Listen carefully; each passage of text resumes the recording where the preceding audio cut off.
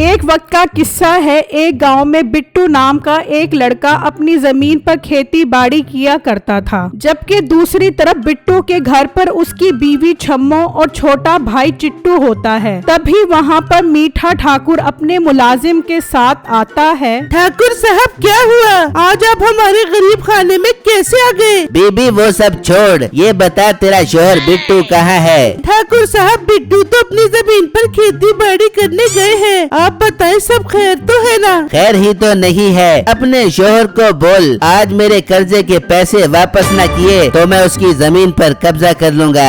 ये कहकर मीठा ठाकुर वहाँ से चला जाता है। इस तरह शाम हो जाती है और बिट्टू घर आ जाता है। क्या हुआ बेगम और चिट्टू, आप लोग मुझे परेशान लग रहे हो? बिट्टू जी मीठा ठाकुर घर आया था और धमकी देकर गया है कि अगर उसके पैसे वापस न किए तो वो हमारी जमीन पर कब्जा कर लेगा। भाई मीठा ठाकुर बहुत गुस्से में लग रहा था। चिट्टू और बेगम आप लोग परेशान मत हो, मैं कल ही मीठे ठाकुर के पास जाता हूँ। फिर सुबह हो जाती है और बिट्टू घर से निकलता है, जबकि दूसरी तरफ मीठा अपनी बीवी नसीबो कैंची के साथ बैठा होता है। बेगम देख वो मोटा बिट्टू अपने कर्जे के पैसे नहीं दे पाएगा और हम उसकी जमीन पर कब्जा कर लेंगे। हाँ मीठे तू ठीक बोल रहे हैं, पर उस जमीन पे मेरे लिए स्विमिंग पूल बना पियो, मैं उसमें मुंह के बल डुबकी लगा के ठंडे पानी के मजे ले लूंगी। वो बातें कर रहे होते हैं तभी बिट्टू वहाँ पहुँच जाता है। ठाकुर साहब मेरी बेगम बता रही थी कि आप मेरे घर आए थे।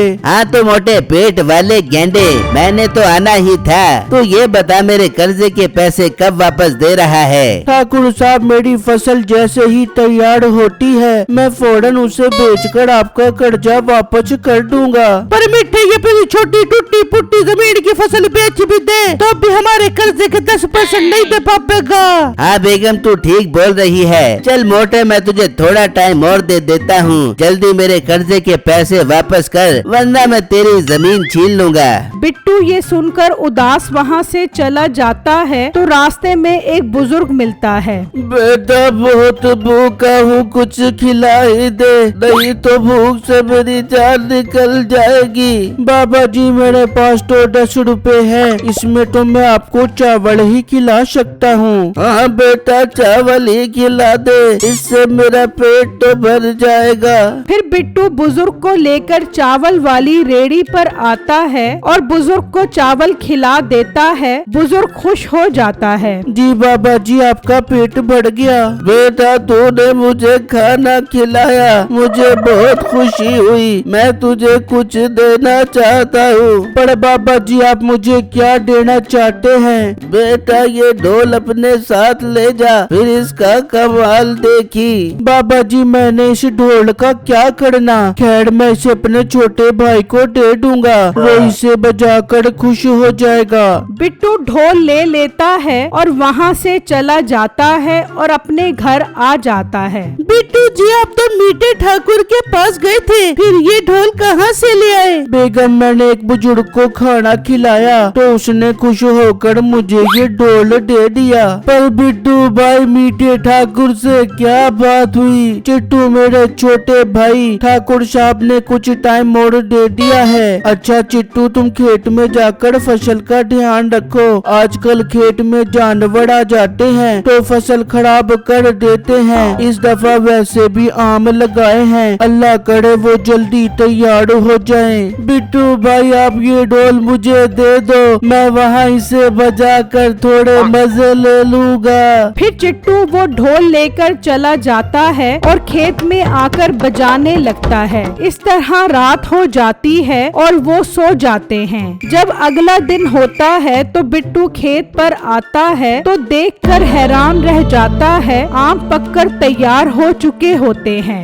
ये कैसे हो गया? अभी तो आम पकने में 2 माह पड़े थे, फिर ये कैसे तैयार हो गए? बिट्टू बहुत खुश हो जाता है और वो आम तोड़ता है और उन्हें बेचने बाजार आ जाता है। ले लो भाई ले लो, मोटे मोटे मीठे मीठे गजाइये से भरपूर आम ले लो। तभी वहाँ पर 2 आदमी आते हैं। अरे भाई अभी आम तैयार होने में काफी टाइम पड़ा था, फिर तुम्हारे पास आम कहाँ से आए? भाई साहब मेरी जमीन जमीन बहुत जड़खेज है, उस पर जो भी फसल लगाओ जल्दी तैयार हो जाती है। वह हमें तो अभी से आम खाने को मिल रहे हैं, हमारे तो मजे लग गए। भाई मुझे 2 किलो आम दे दो, भाई मुझे 3 किलो आम दो। जी जी भाई मैं अभी देता हूँ। इस तरह बिट्टू के सारे आम बिक जाते हैं और वो खुशी खुशी गोश्त की दुकान पर आता है। भाई मुझे 2 किलो गोल बोटी का गोश्त दे दो। फिर बिट्टू उससे गोश्त लेता है और घर आ जाता है। बेगम आज तो मजा आ गया, सारे आम बिक गए। ये देखो मैं मटन गोश्त लाया हूँ। वाह बिट्टू भाई बहुत दिन से गोश्त खाने का दिल कर रहा था, आज मैं जी भर के खाऊंगा।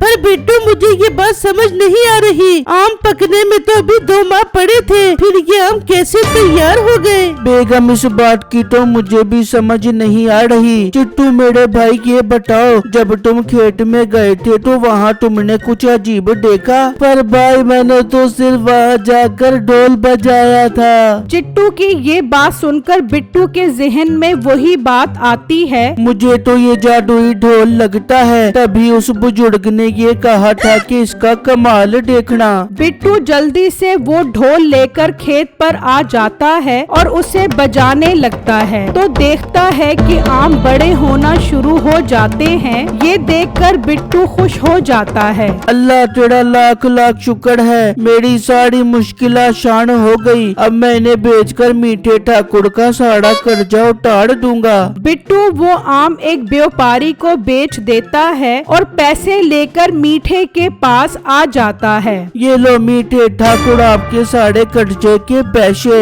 और मोटे तेरे पास ये इतने सारे पैसे कहाँ से आए? ठाकुर साहब मेरी फसल बहुत अच्छी तैयार हो गई है, जिसे बेचकर मैं ये पैसे लेकर आ गया हूँ। बिट्टू मीठे को पैसे देता है और वहाँ से चला जाता है। मीठे ये क्या, इस मोटे के पास इतने पैसे कहाँ से आ गए? अब हमारे खेत पर कब्जा करने का ख्वाब तो चकनाचूर हो गया। बेगम मुझे दाल में कुछ काला लग रहा है, मैं जाता हूँ और पता लगाता हूँ कि आखिर माजरा क्या है। मीठा गुस्से में अपने मुलाजिम को लेकर निकलता है और खेत पर आ जाता है। ये क्या ठाकुर साहब, मैंने आपके कर्जे के पैसे तो दे दिए, फिर आप यहाँ क्यों आए हैं? मोटे बड़ा तो सियाना बन रहा है, कर्जा तो वापस कर दिया, उसके ऊपर का सूद कौन देगा? ठाकुर साहब सूद हराम है, मैंने आपका कर्जा वापस कर दिया है। खुदारा आप मुझे सुकून से जिंदगी गुजारने दो। मेरे पुत्र अब सुकून तुझे मरने के बाद ही मिलेगा। मुलाजमों इसे मार दो और इसके खेत पे कब्जा कर लो। तभी वहाँ से सर्कस वाले गुजर रहे होते हैं। ठाकुर साहब मरने से पहले मेरा ढोल बजाने का शौक तो पूरा करवा दो। ठीक है मोटे, कर ले अपना आखिरी शौक पूरा।